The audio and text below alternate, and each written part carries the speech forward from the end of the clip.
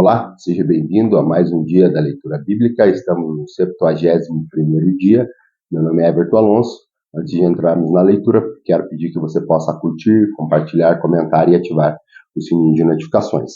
Hoje nós iremos fazer a leitura de Êxodo no capítulo 23, iremos até João no capítulo 2, retornaremos ao livro de Jó no capítulo 41 e, por fim, finalizaremos a nossa leitura hoje em 2 Coríntios no capítulo 11.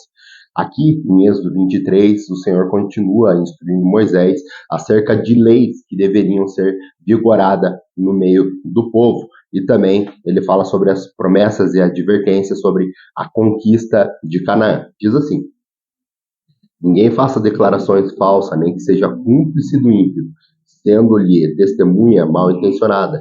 Não acompanhe a maioria para fazer o mal. Ao testemunhar no processo, não perverta a justiça para apoiar a maioria, nem para favorecer o pobre no processo. Se você encontrar o perdido boi ou o jumento que pertence ao seu inimigo, leve-o de volta a ele. Se você vir o jumento de alguém que odeia caído sobre o peso de sua carga, não o abandone, procure ajudá-lo.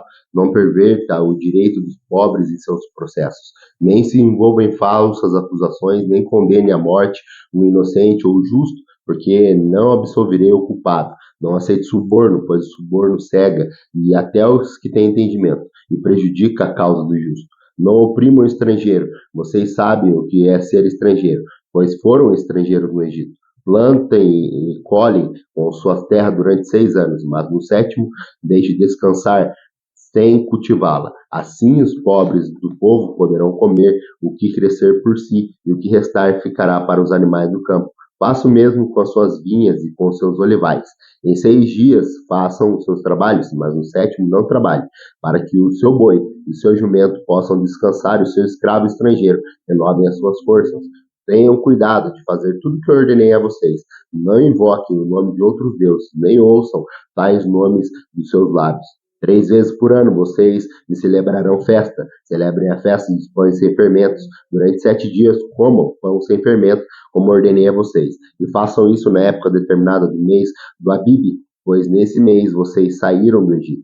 Ninguém se apresentará a mim de mãos vazias. Celebre a festa da colheita, os primeiros frutos do seu campo de semeadura. Celebrem a festa do encerramento da colheita, quando no final do ano vocês armazenarem as colheitas. 3 vezes no ano, todos os homens devem comparecer diante do Senhor soberano. Não ofereçam sangue de um sacrifício feito em honra com pão fermentado. A gordura das ofertas de minhas festas não deverá ser guardada até a manhã seguinte. Traga ao santuário do Senhor, o seu Deus, o melhor dos primeiros frutos das suas colheitas. Não cozinhe o cabrito no leite da própria mãe.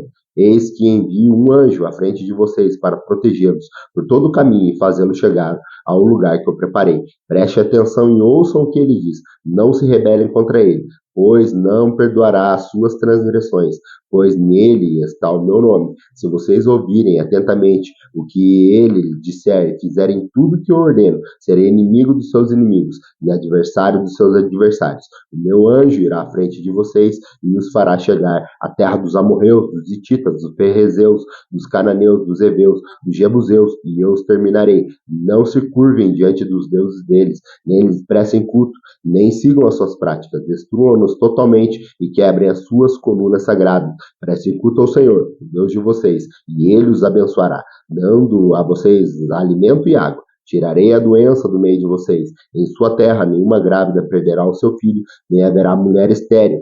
Farei completar-se o tempo de duração da vida de vocês. Mandarei adiante de vocês o terror, que porá em confusão todas as nações que vocês encontrarem.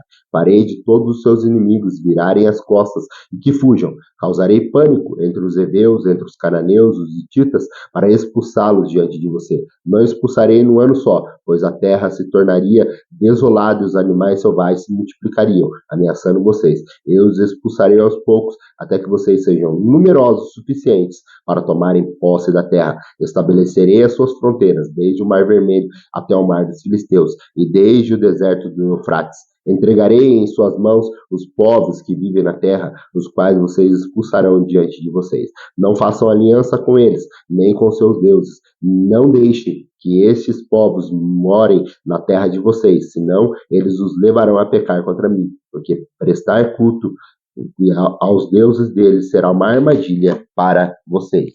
Vamos agora ao Novo Testamento, lá no livro segundo o Evangelho, segundo escreveu João, no capítulo 2, onde Jesus transforma a água em vinho e também ele purifica o templo. Diz assim: no terceiro dia houve um casamento, João no capítulo 2, verso 1 diz assim: no terceiro dia houve um casamento em Caná da Galileia.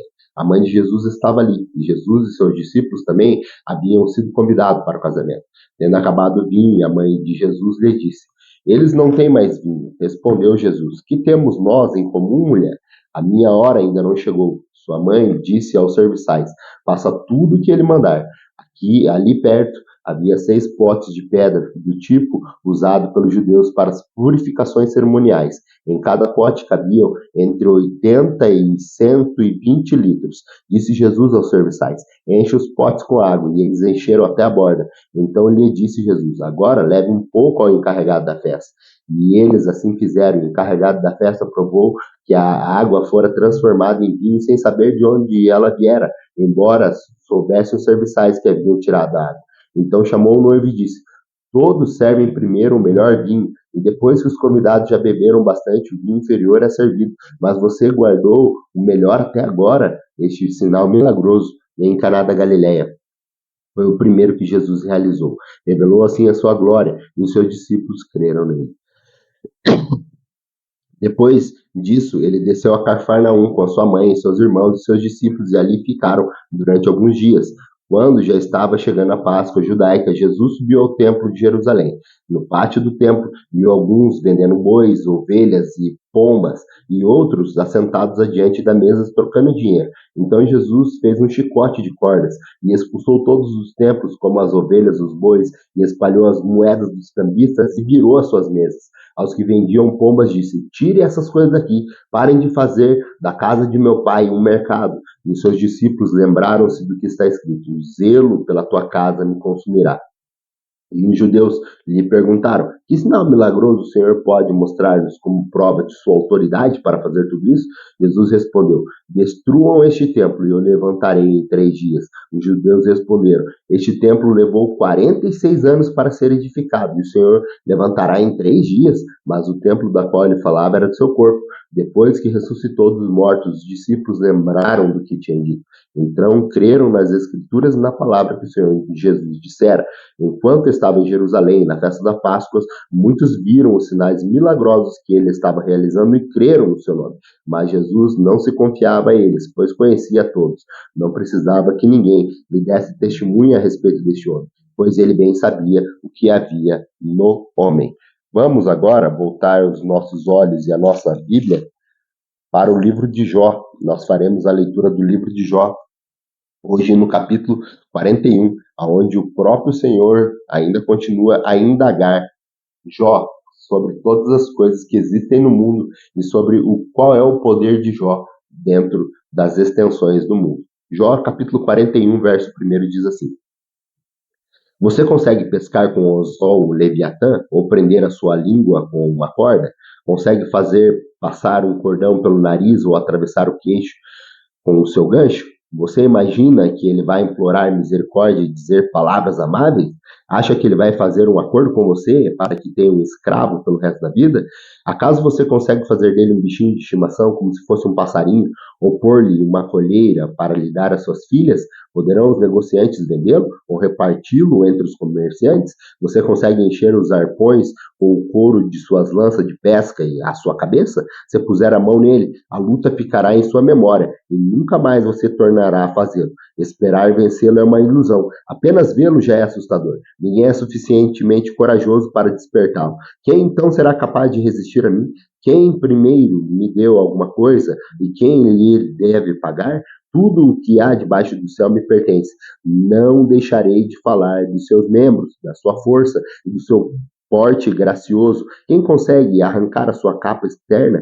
Quem conseguiria aproximar-se dele com uma rédea? Quem ousa abrir as portas de sua boca cercada de dentes temíveis? Suas costas possuem fileiras de escudos firmemente unidos. Cada um está tão junto do outro que nem o ar passa entre eles. Estão tão interligados que é impossível separá-los. Seu sopro forte atira lampejos de luz. Seus olhos são como os raios da alvorada. Tições saem da sua boca, fagulhas de fogo estalam, das suas narinas sai fumaça, como de panela fervente, sobre as fogueiras de junco. Seu sopro acende o carvão, e da sua boca saltam chamas. Tanta força reside em seu pescoço que o temor vai adiante deles. As dobras da sua carne são fortemente unidas, são tão firmes que não se movem. Seu peito é duro como a pedra, rijo como a pedra inferior do moinho. Quando se ele se ergue, os poderosos se apavoram, fogem com medo de seus golpes. As espadas que o atinge nada lhe faz, nem a lança, nem a flecha, nem o dardo.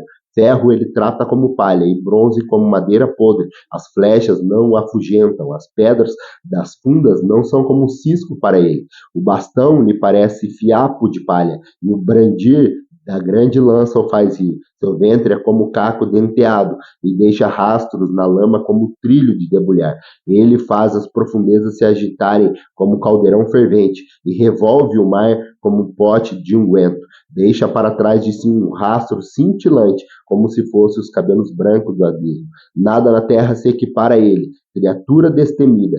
Com desdém, olha todos os altivos e reina soberano sobre todos orgulhosos. Vamos agora para a nossa última leitura de hoje, que está lá em 2 Coríntios, no capítulo 11, onde Paulo ele mostra a sua preocupação com a fidelidade do Corinto e também se orgulha dos seus sofrimentos. Diz assim, 2 Coríntios, no capítulo 11, no verso 1. Espero que vocês suportem um pouco da minha insensatez. Sim, por favor, sejam pacientes comigo. O zelo que tenho por vocês é um zelo que vem de Deus, e eu os prometi a um único marido, Cristo, querendo apresentá-los a ele como uma virgem pura. O receio é que quero evitar é que, assim como a serpente enganou Eva com astúcia, a mente de vocês seja corrompida e se desvie da sua sinceridade e da pura devoção a Cristo. Pois, se alguém tem pregado a vocês em Jesus, que não é aquele que pregamos, ou se vocês acolhem um espírito diferente do que acolhem um evangelho diferente do que aceitam, vocês o toleram com facilidade. Todavia, não me julgo nem um pouco inferior a estes super apóstolos. Eu posso não ser um orador eloquente, contudo tenho conhecimento. De fato, já manifestamos isso a vocês em todo tipo de situação. Seja que cometi algum pecado a humilhar-me a fim de elevá-los pregando a vocês gratuitamente o Evangelho de Deus, despojei outras igrejas recebendo dela sustento, a fim de servi-los. Quando estive entre vocês e passei por alguma necessidade, não fui um peso para ninguém, pois os irmãos, quando vieram da Macedônia, supriram aquilo que eu necessitava. Fiz tudo para não ser um peso a vocês, e continuei a agir assim, tão pouco certo como a verdade de Cristo está em mim. Ninguém da região da Caia poderá privar-me deste orgulho. Por quê? Porque não amo vocês? Deus sabe o quanto eu amo, e continuarei fazendo o que faço, a fim de não dar oportunidades àqueles que desejam encontrar ocasião de serem considerados iguais a nós, nas quais de que se orgulham. Pois tais homens são falsos apóstolos, obreiros enganosos, fingindo-se apóstolos de Cristo. Isso não é de se admirar, pois o próprio Satanás se disfarça de anjo de luz. Portanto, não é surpresa que os seus servos finjam ser servos da justiça. O fim deles será de ações das quais eles merecem. Não faço questão de repetir. Ninguém me considera insensato. Mas se vocês assim me considerem, recebam-me como receberiam um insensato, a fim de que eu me orgulhe um pouco. Ao ostentar esse orgulho, não estou falando segundo o Senhor, mas com insensato. Visto que muitos estão vangloriando-se do modo bem humano, eu também me orgulharia. Vocês, porém, tão sábios, suportam boa vontade dos insensatos. De fato, vocês suportam até os que escravizam ou exploram, ou quem se exalta e fere a face. Para minha vergonha, admito que fomos fracos demais para isso. Naquilo em que todos os outros se atrevem a gloriar-se, falo como um insensato, eu também me atrevo. São eles hebreus? Eu também. São eles israelitas? Eu também. São descendentes de Abraão? Eu também. Eles são servos de Cristo? Eu estou fora de mim para falar dessa forma. Ainda mais, trabalharei muito mais. Fui encarcerado mais vezes, fui açoitado mais severamente e exposto à morte repetidas vezes. 5 vezes recebi dos judeus 39 açoites. 3 vezes fui golpeado com varas, uma vez apedrejado, 3 vezes sofri naufrágio, passei uma noite e um dia exposto à fúria do mar. Estive continuamente viajando de uma parte para outra, enfrentei perigos nos rios, perigos de assalto, perigos de meus compatriotas, perigos dos gentios, perigos nas cidades, perigos no deserto, perigos no mar e perigos de falsos irmãos. Trabalhei arduamente, muitas vezes fiquei sem dormir, passei fome, sede e muitas vezes fiquei em jejum. Suportei o frio e a nudez. Além disso, enfrento diariamente uma pressão interior, a saber, a minha preocupação com todas as igrejas. Quem está fraco, que eu não me sinta fraco? Quem não se escandaliza, que eu não me queime por dentro? Se devo orgulhar-me, que seja nas coisas que me mostram a minha fraqueza. O Deus e Pai do Senhor Jesus Cristo, que é bendito para sempre, sabe que eu não estou mentindo. Em Damasco, o governador nomeado pelo rei Aretas mandou que me se vigiassem a cidade para prender-me. Mas, de uma janela na murada, fui baixado num cesto para escapar das mãos dele. Muito obrigado pela tua companhia. Aguardo você amanhã para mais um dia da nossa leitura bíblica. Que a paz do Senhor alcance o teu coração.